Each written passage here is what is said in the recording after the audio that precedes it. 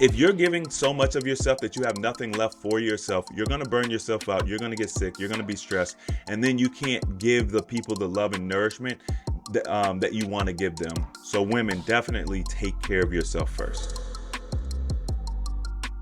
Hi, I'm Chris James, and you're watching Healthy Alternative. Today, we've got another reaction. We are back with the doctors today. I really love reacting to the doctors. So y'all probably gonna see that a lot. Anyway, apparently it's National Women's Health Day or something of that nature, and they're gonna be talking about alternatives to talk therapy. So I like to look at what mainstream methodology is doing, how it's evolving, and I don't think it's all bad, and I think there's a place for it depending on what you have going on.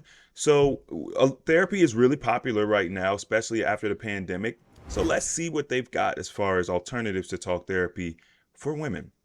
It's Health Week, so right now the women are asking and the women are answering. Yeah. Come on, women. Joining us is Women's Health Magazine's fitness director, Jen Ader. Hi, Jen. Hi. So excited to be here. Yes, I'm excited. So tell us about Women's Health Week. Yeah, so every year we've partnered with the doctors and the Office on Women's Health, and it's just all about empowering women to give them the tools and the confidence to live their best life and be healthy and take action, and be healthy, happy, and confident. Hey, listen, there is nothing wrong with that. We want our women healthy, happy, confident, and well, okay? So we're all about that. I like the collaboration. Let's go. I love that. It's such a message of assertiveness. Yeah. Take your health into your own hands. Right. Don't be afraid to ask questions, no matter how weird they seem or how embarrassing they might be. Exactly. We all share a lot in common at the end of the day, so nothing's really too embarrassing to ask. And I love that it starts every year in May on Mother's Day, so you know Yes, what very appropriate. Just a gentle reminder, because sometimes as women, we'll take care of everybody else, and then you have to stop and think to yourself, who's taking care of me? Mm-hmm. So you ladies ready to get started? Absolutely. I actually want to put a pin right there. That is actually a really good point. Stephen and I developed a 40-day wellness program, and when we very first launched it, we had a tremendous amount of women. And what we noticed very quickly was when it came to women's health, they always put everyone, obviously I'm speaking generally, but they always put everyone's health above their own. And one of the things that we always taught was, we get it. You're a nurturer. That's beautiful. We need that balance in the world because men don't typically have that nurturing ability like that. However, you got to be a little selfish, right? It's okay to be selfish when you're talking about taking care of yourself, your own personal wellness, so that you are not trying to pour from an empty cup. And that's ultimately what it boils from. If you're giving so much of yourself that you have nothing left for yourself, you're going to burn yourself out. You're going to get sick. You're going to be stressed. And then you can't give the people the love and nourishment that you want to give them, right? Whether it's your daughter, your son, your husband, whatever the case may be. So women, definitely take care of yourself first. Let's get started. Let's get to the questions. Here's one we received via Snapchat. So I'm interested in therapy, but I don't know how I feel about sitting down with someone I barely know and telling them all my life problems. Any ideas on how to make this a little bit easier? Thoughts? Yeah, so walk and talk therapy, definitely a thing, definitely helpful for certain people. And I actually do this with my patients. Really? Some of them really respond well to it, especially ones who might be a little shy. So a lot of extreme anxiety can interfere with the emotional bond that you have to build with your therapist in session. Sometimes kids who are very active, like ADHD type behaviors, they really respond well. And actually, I've also found that sometimes it helps with patients who have a lot of trauma, because when somebody's been through trauma, they really build those walls up. And so when you do the walk and talk therapy, people are on an even plane. You're walking side by side, it's a great metaphor, and you get to incorporate some level of exercise into it. It's just another chance to have some good modeling for your patients. Listen.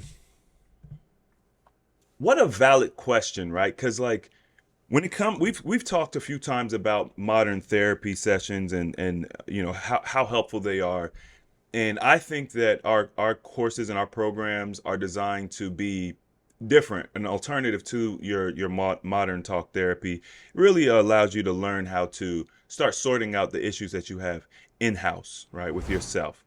That said, I think being able to voice certain things, to be able to vent is important. I wonder, and this is just me being ignorant. I like to admit that, hey, I'm ignorant about certain things. I wonder if out of 100 people that go to traditional therapy sessions, how many of them truly resolve their problems and go on and never have to deal with that stuff again? Like, how many are really getting the root problems? And my impression is that that'd be very low. That'd be a very low number. So this girl is saying, hey, I don't like the idea of traditional therapy. I'm not really comfortable with just telling someone all my business. I think that the alternative of walk therapy is actually a pretty good idea. It makes it feel less professional and removes like kind of the staleness of the interaction. Almost like you're just walking and talking with one of your friends. And I would imagine you can actually play around with this concept quite a bit. Involve pets, and animals, things of that nature, gardening. I mean, you could really have a lot of fun with how to get people to kind of let their walls down, feel comfortable, use some grounding techniques, use some other therapies in there to just help to get people comfortable with talking. And then you can start learning, from your patients and seeing, hey, how can I help you? Like, how you got to understand where they're coming from. You got to hear their story to know how you can actually be of assistance. So I actually like that suggestion. There is something incredibly healing about the act of forward motion. It gives you kind of time and space to process, and so whether you're doing it on your own or with a therapist, there's something very calming and very positive about moving forward. And I think that that's, like you said, combined with the actual exercise benefits. Research shows that even little bouts of exercise reduces anxiety, improves mood, and that lingers afterwards. So you're just boosting whatever benefit you're also getting from the therapy session. And it works not in therapy sessions either. I mean, going out with my friends, I've had some of the most deep conversations and life-changing moments, from a long run or a hike or just a walk around a park. There is something very disarming and vulnerable about just walking with somebody. You're not looking at them all the time. It's not that face-to-face that can make you kind of timid to say something. And it's a great way to strengthen bonds or work through things as you're also getting some workout. I like that. Hey, listen, I'm for it. I've definitely had some really amazing conversations with friends. I have a friend who, was very fidgety growing up. He was dealing with, a tremendous amount of anxiety, stress, was taking medication and things of that nature. And I did notice that when we were out and about moving around, it did make it easier for him to express himself.